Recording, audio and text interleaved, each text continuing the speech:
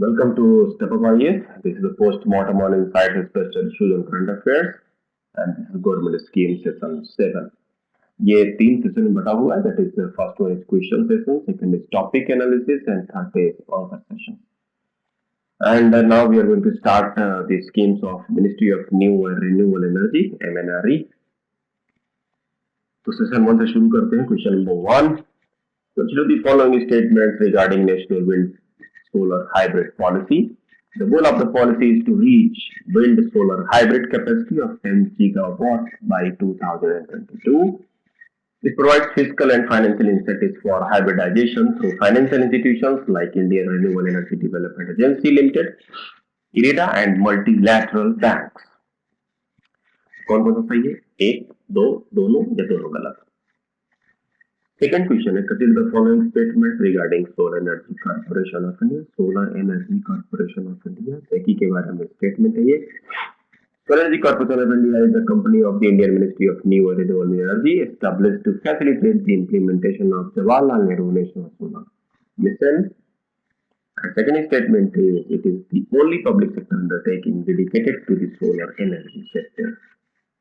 Which of the following is correct? एक, सिर्फ दो, दोनों या दोनों गलत?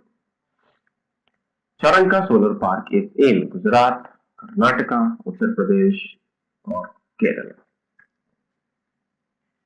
So let's go to the topic. National Wind Solar Hybrid Policy. National Solar Wind Solar Hybrid Policy. Wind और सोलर को हाइब्रिड करने की बात चल रही है, यानी कि जहां विंड होगे वहां पे सोलर लगा के, जहां सोलर होगा विंड लगा के इसको हाइब्रिड बना देंगे.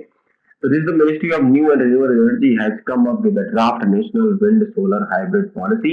कौन लेके आया? MNRE लेके आया, Ministry of New and Renewable Energy लेके आया हुआ है. और जैसा कि आपको पता है कि ये जो इसको प्रमोट करना है, large grid connected wind solar photovoltaic system, wind solar photovoltaic system, इसको जनरेट करने के लिए the goal of the policy is to reach wind solar hybrid capacity of 10 gigawatt by 2022. इसका क्या है? विंड सोलर हाइब्रिड कैपेसिटी कितना बढ़ाना है? 10 गीगावाट 2022 तक. और optimal and efficient utilization of transmission infrastructure and land, reducing the variability in renewable power generation, thus achieving better grid stability. आपको पता होना चाहिए, जो ग्रिड होते हैं यहाँ पे फ्लक्चुएशंस होते रहते हैं, तो अगर विंड और सोलर एक साथ लगाए जाएंगे तो फ्लक्चुएशन कम होगा.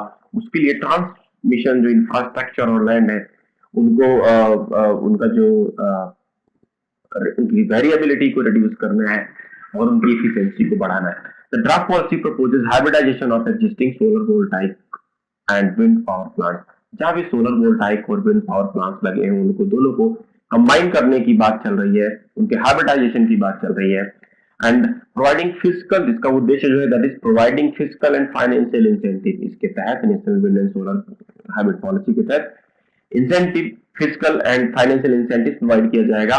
और ये होगा इरेडा के अंदर, Indian renewable energy development agency limited के अंदर में चलेगा, जो कि एंड एक मल्टीलेटरल बैंक के अंदर में दोनों मिलकर के इसको फिजिकल एंड फाइनेंशियल इंसेंटिव की बात करेंगे. ठीक है, तो क्या क्या याद रखनी है हमें? सबसे इंपॉर्टेंट बात क्या याद रखनी है? हमें बात रखनी है कि 10 गीगावाट 2022 करना है. दूसरा हमें करना है कि जिसमें हाइब्रिडाइजेशन ऑफ किसी का सोलर वोल्टाइक और विंड पावर प्लांट दोनों का करना है. और तीसरी बात हमें याद रखना है कि फिजिकल एंड फाइनेंशियल इंसेंटिव जो हाइब्रिडाइजेशन के लिए देना है वो इरेडा और मल्टीलेटरल बैंक प्रोवाइड करेंगे. Solar energy corporation of India SECI. Solar energy corporation of India is the company of the Indian ministry of new and renewable energy. आपको पता होना चाहिए ये जवाहरलाल नेहरू सोलर मिशन को इंप्लीमेंट करने के लिए इस पॉलिसी को लेके आए हैं. और ये this is the only public sector undertaking dedicated to solar energy. सिर्फ एकमात्र पब्लिक सेक्टर है जिसको जो सोलर एनर्जी के लिए एक काम कर रहा है. And this company's mandate has recently broadened to cover the entire renewable energy. जितने भी renewable energy इतने प्रकार की उस कप को इसके अंदर डाल दिया गया और अब इसका नाम रेकी हो गया. पहले सेकी था, अब ये renewable energy corporation of India हो गया. पहले क्या था? Solar energy corporation of India, अब ये हो गया renewable energy corporation of India. The company is responsible for implementation of number of government schemes. बहुत सारे हैं जो सोलर एनर्जी से रिलेटेड हैं और सारी स्कीम्स को लगभग ये कर रहा है. And SECI is the leading PSU in the rooftop solar plant third point को याद रखिएगा कि लीडिंग PSU है और इसने ऑलरेडी 54 मेगावाट कैपेसिटी को रूफटॉप पे कमीशन कर दिया है।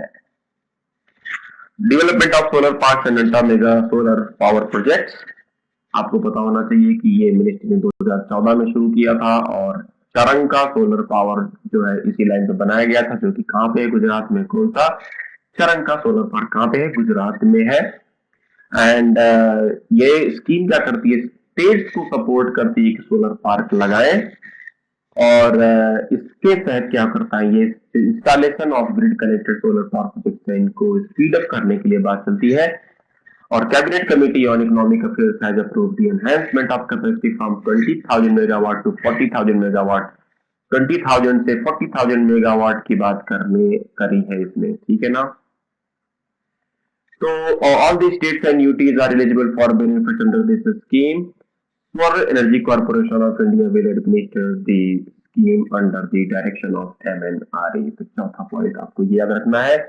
और इससे लगभग 64 billion units of electricity per year पैदा होगी और 55 million tons of CO2 per year जो होगा वो कम होगा, ठीक है। तो क्या याद रखनी है, चरंका पावर सोलर पार्क कहाँ है, गुजरात में है। सारे स्टेट्स को दिया जाता है सोलर पार्क के बढ़ावा देने के लिए और अब इसमें 20,000 मेगावाट से लेकर के 40,000 मेगावाट कर दिया गया है इसको और solar energy corporation of India इसको मैनेज कर रही है। Let's go to the question again. Consider the following statements regarding national wind solar hybrid policy.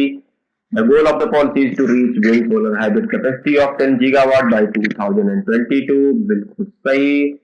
It provides fiscal and financial incentives for hybridization through financial incentive institutions like Indian Renewable Energy Development Agency Limited and multilateral bank। बिल्कुल सही, statement दोनों सही है।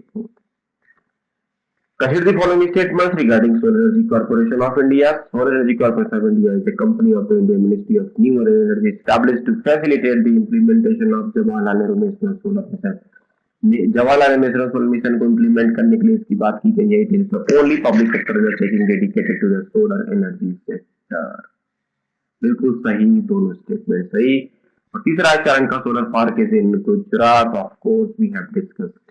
Thank you very much for watching this video and this is please subscribe for complete current affairs preparation for prelims 2017 and this is Step Up IAS, so please visit stepupias.com for future series. Thank you very much. See you soon.